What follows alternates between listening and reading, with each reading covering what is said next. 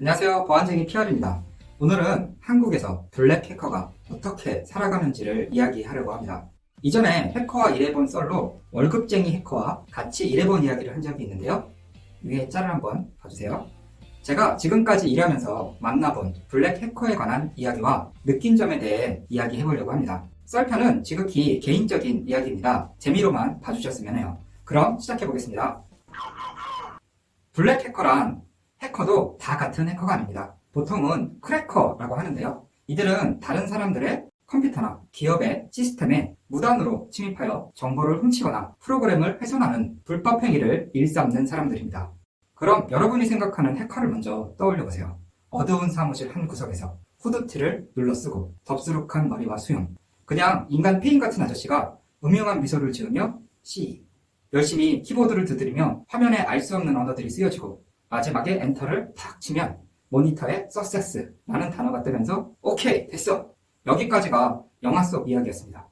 실제 제가 26살 때 종로의 한 커피숍에서 만났던 해커는 외형은 비슷했습니다. 왜 만났는지는 뒤에서 이야기 드릴게요. 광화문에서 처음에 만나기로 했습니다. 하지만 전화 한 통을 받게 됩니다. PRC 되시죠? 저 H입니다. 사정이 있어서 장소를 옮기고 싶어요. 종로역 스타벅스로 와주세요. 뭐지? 약속 시간에 도착하니 장소를 종로로 옮기더군요. 전화번호도 그 전에 알던 번호와 다른 번호로 전화를 와서 그냥 사정이 있겠지 라고만 생각했습니다. 1. 만남. 자신을 프로그래머 출신의 프리랜서 해커라고 소개를 했습니다.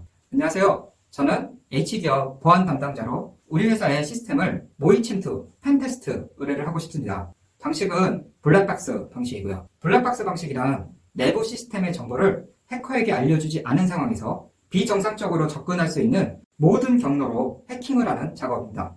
반대로 관리자는 공격자 IP를 알고 있고 보안 장비에서 공격자 IP 접근을 승인하여 알려진 대상에게 취약점을 점검하는 방식은 화이트박스 방식이라고 합니다. 즉, 필드에서 해커로 활동하는 친구들이 목표하는 시스템을 자신의 기술을 활용하여 해킹에 성공하여 보수를 받는 일종의 계약을 하는 거죠. 내부에 저와 같이 일하는 직원들에게도 비밀로 하여 공격자가 특정 기간 동안 공격을 했을 때 기업의 시스템과 보안 전문가들이 해킹을 찾아내는지도 테스트해야 하기 때문에 비밀리에 해커를 만나게 되었습니다. 두 번째, 의뢰. 지금부터 해커를 H라고 부르겠습니다. H는 자신의 이력을 보여주며 이야기를 시작했습니다.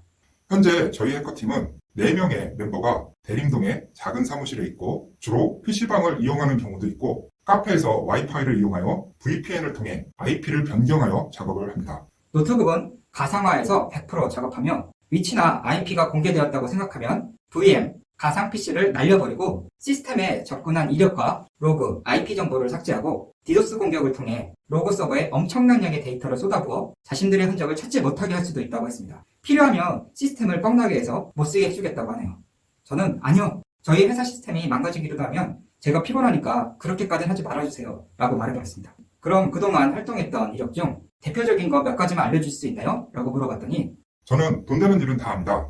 SQL 인젝션이나 웹방화벽, 와퍼와 같은 보안 장비들을 우회하는 것은 엄청 쉬운 일이죠. 시스템 해킹을 전문으로 하며 공격 툴도 외부에 오픈된 것을 사용하지 않습니다. 보안 장비에 공격 툴의 해답값을 남기지 않기 위해서죠. 웬만한 공격 프로그램은 C나 어셈블리어로 작성해서 사용합니다.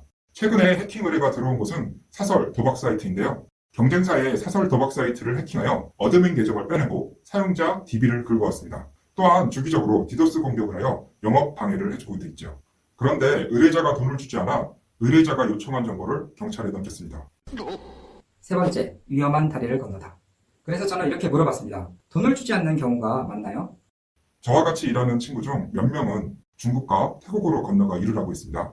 PR님처럼 기업에서 해킹을 요청하는 경우가 몇 건 없어요. 저희도 처음에는 돈 되는 일을 다 하진 않았습니다. 한국에서 열심히 일해보려고 했던 한 명의 프로그래머이자 해커였습니다. 대학교를 졸업하고 저는 게임회사 개발자로 들어가게 되었는데요. 이유는 너무 뻔한 이야기라.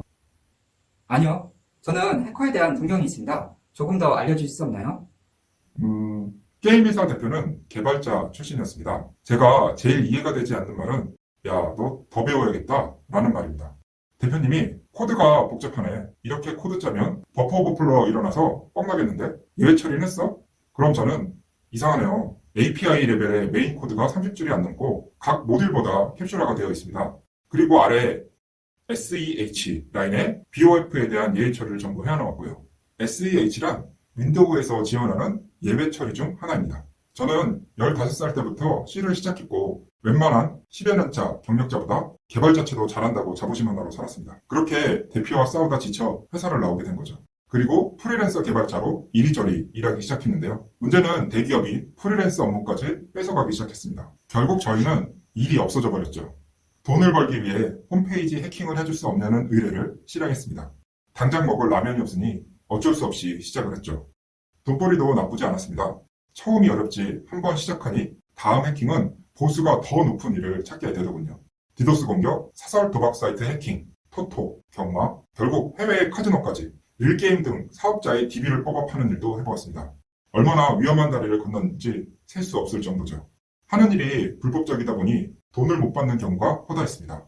돈을 안 줘도 신고하지 못한다는 걸 의뢰자도 알고 있는 거죠. 한 번은 불법 사이트 바둑이 비유라고 클라이언트와 서버의 네트워크의 통신, 패킷을 하이제킹하여 상대방 카드 정보를 빼오는 방법입니다. 바둑이 포커게임의 경우 사행성 PC방이나 온라인 게임 사이트에서 각광을 받고 있는 게임인데요.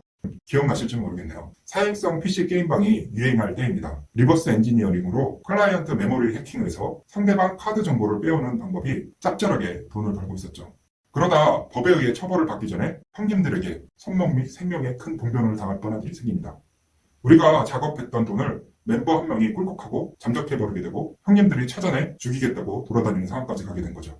이렇게 숨어 지내다 우리는 잠시 중국과 태국으로 흩어지게 되었습니다. 지금은 불법적인 일은 안 하고 있습니다. 걱정 안 하셔도 됩니다. 이 정도 이력이면 만족하시나요? 어떤 사이트도 뜰 수 있습니다. 페이는 시작할 때 50%, 성공하면 나머지 50%를 주시면 됩니다. 오늘은 여기까지입니다. 어떻게 재미있으셨나요? 다른 해커들을 만난 이야기도 몇 개 더 있으나 다음에 더 풀어보도록 하겠습니다. 다음 이야기가 궁금하시다면 좋아요, 구독하기 해주실 거죠? 그럼 오늘도 행복하세요.